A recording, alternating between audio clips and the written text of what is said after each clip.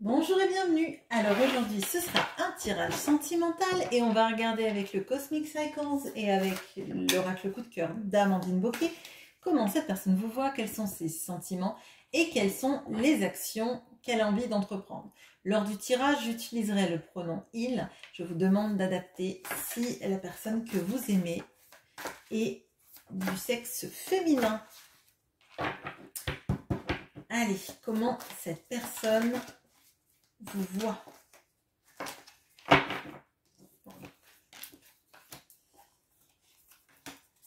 Quels sont ses sentiments?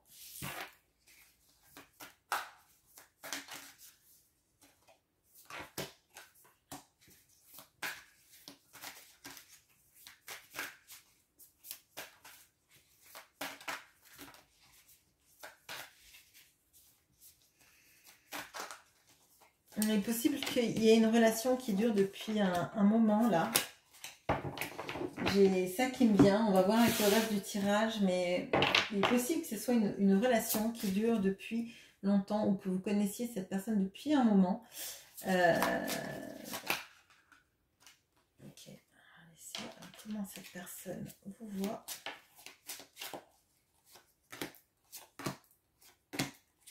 Quels sont ses sentiments?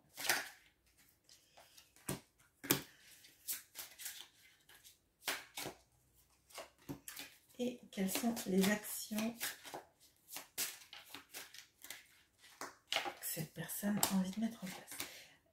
Ah, mais j'avais pas vu qu'il y avait deux cartes. Bon.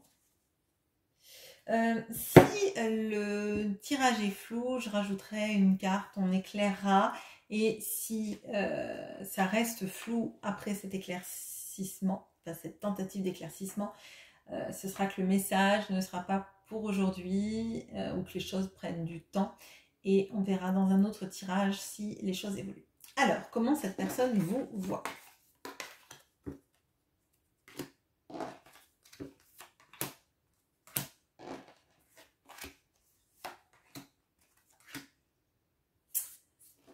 Alors, on a le 9 de bâton et l'invitation. Le 7 de bâton et la maison. La tour et la surprise. Alors, bon, là, il y a une situation assez particulière où votre autre a l'impression que vous vous isolez de lui. Cette personne, elle a l'impression, là, alors ça ne parlera pardon, pas sans doute à beaucoup de monde, néanmoins, il y a une situation dans laquelle vous ne voulez pas voir cette personne. Vous vous isolez, vous n'acceptez pas ses invitations, vous vous retranchez chez vous, en tout cas, elle vous voit comme ça ne veut pas dire que vous êtes ermite ou quoi que ce soit, ça se trouve vous voyez plein d'autres personnes, mais cette personne, visiblement, en ce moment, vous avez envie, alors, soit de ne pas le voir, soit de lui montrer que vous êtes en repli ou en tentative de ne pas vous laisser approcher, en tout cas, de ne pas céder à ses demandes de vous voir. Cette personne, elle a envie de venir vous voir par surprise, mais elle ne s'y résout pas. Et il y a une notion, là encore, je vois la maison qui brûle dans la tour, là. Il y a cette distanciation qui est entre vous. Alors, ça peut être une distanciation géographique, mais moi j'ai l'impression qu'en fait, vous ne vous laissez plus approcher aussi facilement. J'ai un peu cette image, j'ai dans la tête cette phrase « chat échaudé craint l'eau froide ». Et moi j'ai l'impression qu'en fait, vous avez l'impression que chaque fois que vous avez accepté une invitation de cette personne, chaque fois que vous vous êtes vu, ça n'a pas mené à grand chose. Que cette personne venait, que vous étiez ensemble et qu'après elle repartait, que les choses n'avançaient pas et que potentiellement même après vous vous sentiez triste, abandonné, seul, encore plus seul qu'avant l'invitation. Et là, moi j'ai l'impression que vous résistez. Je sens vraiment cette énergie de non, je n'accepte plus que tu viennes, que tu prennes ce que tu veux prendre en termes de narcissisation, en termes d'affectif, en termes de peut-être que cette personne vient vous parler, que vous êtes une oreille attentive, que vous êtes là, vous lui remontez le moral, que vous l'écoutez, parler peut-être de ses problèmes au travail, etc. Mais que derrière, quand cette personne part, vous êtes seul et vous voulez plus en fait cette sorte d'ascenseur émotionnel. C'est très compliqué. C'est très compliqué. Et moi, j'ai l'impression qu'en fait, cet autre, il ne sait pas comment vous faire sortir de votre tanière. Qui a cette notion de se retrouver impuissant parce qu'il ne comprend pas pourquoi vous ne voulez plus le voir ou que vous n'acceptez plus ses invitations, ou peut-être que vous ne voyez cette personne que dans les lieux publics et vous vous laissez moins approcher, mais il y a cette notion en fait de ne pas accepter en fait des miettes déjà, et de ne pas le laisser jouer au... vous mettre dans une situation de montagne russe émotionnelle. Là, vraiment, je le ressens comme ça. Et ça me paraît quand même très fort. Bon. Quels sont ces sentiments ?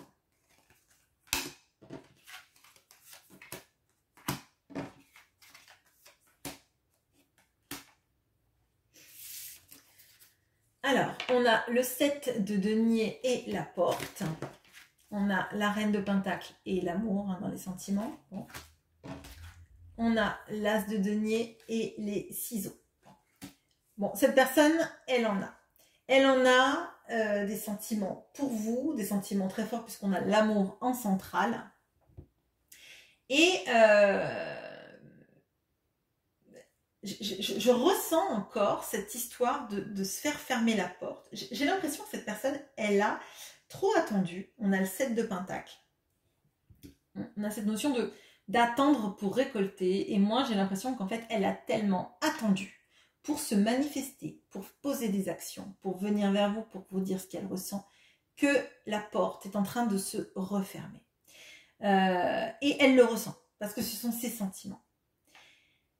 Elle vous aime, elle vous voit vous attirer à vous une abondance, une reconnaissance. Moi, je le ressens comme ça. Et c'est comme si maintenant, en fait, vous pouviez, à tout moment, couper le fil qui vous lie. Et qu'elle allait se retrouver, en fait, seule. Seule. Et comme si elle allait ne plus avoir d'abondance dans sa vie parce qu'elle allait plus vous avoir. Et que finalement, elle pouvait avoir tout ce qu'elle voulait dans sa vie. Ça marchait bien sans doute pour elle. Mais la vraie abondance qu'elle avait, c'était être à vos côtés, se sentir aimée, regarder avec cette sorte de respect, Moi, j'ai l'impression que vous aviez pour cette personne un regard doux, bienveillant, parce que vous l'avez encore d'ailleurs, hein, mais que vous étiez finalement sa plus grande victoire. Là, on a l'image avec ce 7 de pentacle de la personne qui a combattu, qui a accumulé des médailles dans sa vie pour ses faits d'honneur, on va dire. Mais ce qui trône au-dessus, c'est la photo de cette personne avec la personne qu'elle aime. La personne qu'elle aime qui potentiellement pourrait être cette reine de pentacle. Et pour moi, en fait, la plus grande des victoires, la plus grande des médailles, le plus grand honneur de sa vie, c'est d'avoir eu la chance d'être regardée comme ça une fois dans sa vie par vous.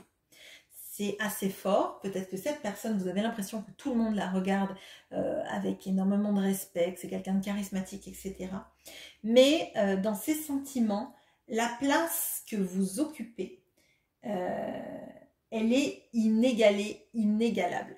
Il y a vraiment cette notion, et puis on a l'amour qu'elle vous porte, que dans sa vie, vous êtes extrêmement particulière, particulier si vous êtes un homme, hein, et que personne ne peut remplacer cette figure que vous êtes, ne peut remplacer ce qu'elle ressent pour vous, et pourtant elle sent que c'est sur le fil en fait.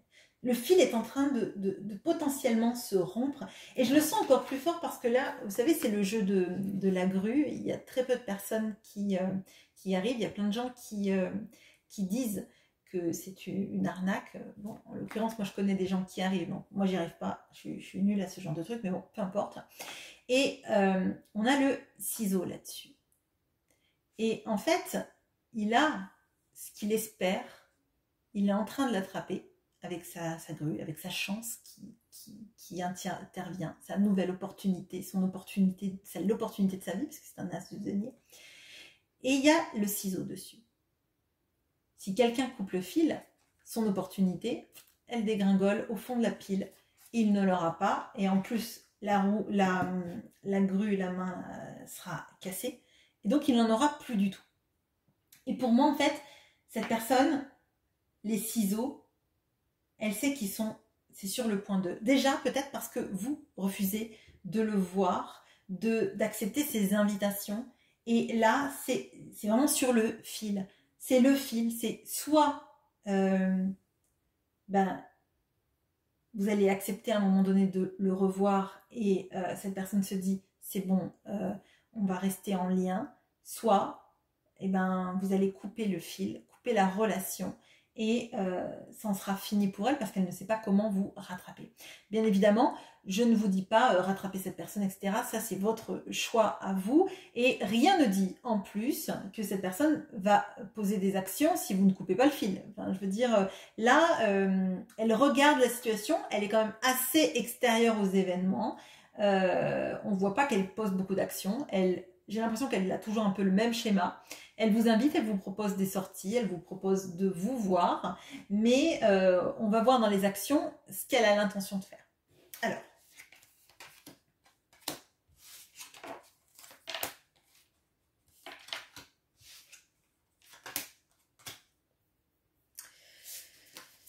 Alors, on a le 9 d'épée et les outils. On a le roi de coupe, la clé et le temps. On a de la chance comme cette personne ne prenait pas de temps. Alors, et on a le jugement et on a la carte flamme jumelle. Alors, bon, donc on a... là, on a la carte 11, on a la carte 22, on a la carte flamme jumelle. Bon, je sais que les doubles chiffres sont quelque chose de clé dans des relations de flamme jumelle. Moi, je ne vais pas aller sur la signification flamme jumelle pour ce tirage. Je vous dis simplement que c'est apparu sur la ligne, mais ce n'est pas dans un tirage de cartes générales qu'il faut parler de flamme jumelle. Si vous êtes en relation flamme jumelle, vous le savez mieux que n'importe qui d'autre. Personne n'a à vous catégoriser ou vous faire rentrer dans des cases. Bon. Donc, cette personne, en termes d'action, déjà, elle dort très mal. Elle dort très mal, elle essaye de trouver des façons de récupérer la relation, de vous récupérer dans sa vie, de faire en sorte que vous reveniez à avant cette période de repli que vous avez actuellement. Elle a des sentiments pour vous, c'est évident. Avec ce roi de coupe, néanmoins, on a plutôt quelqu'un qui ne doit pas dire beaucoup les sentiments, ou en tout cas qu'il les garde. Cette personne, elle sait qu'elle a des sentiments, mais c'est pas pour autant que vous êtes au courant de tous les sentiments qu'elle a, et elle estime qu'en fait, le mieux pour ses sentiments, c'est de laisser le temps faire son œuvre en fait. Hein. C'est la clé de tout ça. On a la notion 5 mois et février, donc septembre, octobre, novembre, décembre, janvier. Oui, j'ai janvier, février là, parce que c'est à peu près ça. Donc peut-être qu'il y a quelque chose qui se débloque quand même en février, que ça prend un peu de temps à votre goût, c'est normal, on aimerait toujours que les choses se fassent rapidement, mais il y a cette notion de quelque chose qui se décante. On a quand même le jugement, donc potentiellement cette personne, dans les actions qu'elle veut mettre en place, effectivement, c'est pas sous forme d'action, mais je vais éclairer. Mais en tout cas, déjà, il y a une action très forte qui arrive, c'est son épiphanie. Sa conscientisation du fait que vous avez un lien particulier, ça tombe sur les flammes jumelles, donc je le dis, et puis ça tombe en dessous surtout de l'as, de denier et des ciseaux. Donc elle sait que votre lien à tous les deux est particulier. Que ce soit un lien d'âme ou pas, en tout cas c'est une histoire d'amour qui compte énormément pour elle, qui est visiblement compliquée, dans laquelle elle a attendu beaucoup de temps pour mettre en place des actions. D'ailleurs, on voit que là, il n'y a pas des masses d'actions, donc peut-être qu'il y a quelque chose qui va effectivement bien se décanter en février, mais j'ai pas l'impression que cette personne soit l'initiatrice de tout ça. Même si elle cherche comment y arriver, j'ai l'impression qu'en fait, elle cherche beaucoup comment arriver à faire les choses, mais elle n'essaye pas de faire un pas devant l'autre. C'est comme si en fait il lui fallait une solution clé en main qui soit certaine de marcher à 100%, plutôt que tenter des petites choses. C'est peut-être pour ça que ça prend beaucoup de temps. Moi, j'ai vraiment cette impression que cette personne, elle veut avoir la bonne solution d'un coup. Comme ça, elle va pas se foirer, elle va pas se rater. Alors peut-être qu'on a quelqu'un là qui peut avoir peut-être une sorte de blessure de rejet qui fait que elle a peur d'être rejetée si elle fait pas les choses bien et du coup elle ne fait rien.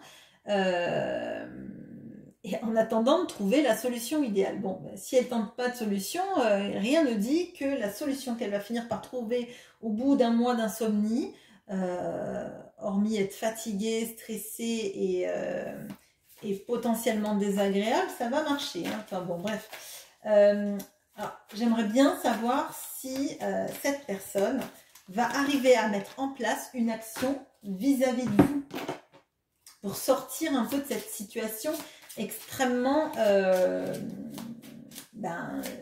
immobile. Hein. Là, elle voit que vous ne voulez plus la voir, ça lui fait de la peine, ça la stresse, elle se dit qu'elle va vous perdre, mais maintenant, est-ce qu'elle va mettre en place des choses? Parce qu'elle a bien compris que vous étiez important, elle comprend que ses sentiments et laisser passer du temps, c'est important, mais elle a laissé déjà passer beaucoup de temps, donc est-ce qu'elle a vraiment la même conscientisation que vous, du temps qui passe aussi? Là, c'est vraiment à se poser la question, parce que je ne sais pas si ça vous arrive, mais parfois, on discute avec des personnes, et des personnes qui disent oh, tiens, on s'est vu il y a un mois, et là vous vous dites ben non, en fait ça fait juste 6-9 mois qu'on s'est pas vu, ça fait pas juste un mois. Et c'est étrange de voir qu'en fait on n'a pas tous la même perception du temps qui passe. Et moi j'ai l'impression que cette personne, elle a procrastiné sans se rendre compte que le temps passait et que ce temps-là n'était pas du temps bénéfique à la relation. Elle avait peur de mettre en place des choses. En procrastinant, elle a laissé passer du temps. Du coup, vous êtes en mode défensif, repli, et dans le genre, t'as intérêt à arriver avec quelque chose de valable, parce que si c'est juste une invitation au restaurant ou au bar, et pas juste d'avoir envie de s'engager ou de se lancer dans quelque chose, dans une relation à ciel ouvert, en fait, j'ai l'impression, ça ne vous suffira pas. Alors, on a la reine d'épée et les illusions. Donc, elle ne fait rien de concret. Néanmoins, elle est sur une véritable conscientisation. On l'avait vu avec le jugement, et on l'a vu avec ce 9 d'épée. Elle a envie d'y voir clair, de se trancher avec ses illusions, et potentiellement, moi j'ai l'impression, avec ses peurs. Elle veut que son mental lui serve à voir au-delà de l'illusion, lui serve à regarder comment agir de la bonne façon, comment agir vis-à-vis de vous pour que vous vous sentiez peut-être à la bonne place, en fait, avec la bonne personne. Mais pour moi, là, cette personne, elle n'est pas dans l'action. Elle n'est pas dans l'action, elle est en train d'apprendre à découvrir peut-être ses mécanismes internes et sa manière de fonctionner, et il y a beaucoup de peur. Je pense vraiment qu'entre Ce 9 d'épée et les illusions, elle a peur de se tromper dans ce qu'elle pense et elle a peur de venir vers vous avec quelque chose qui fasse tout foirer. J'ai vraiment cette impression-là de quelqu'un qui n'ose pas venir parce qu'elle ne sait pas si quand elle viendra, ce qu'elle vous apportera vaudra le coup pour vous ou pas. Voilà ce que j'ai pour vous. J'espère que ce tirage vous aura parlé et je vous souhaite une bonne journée. À bientôt!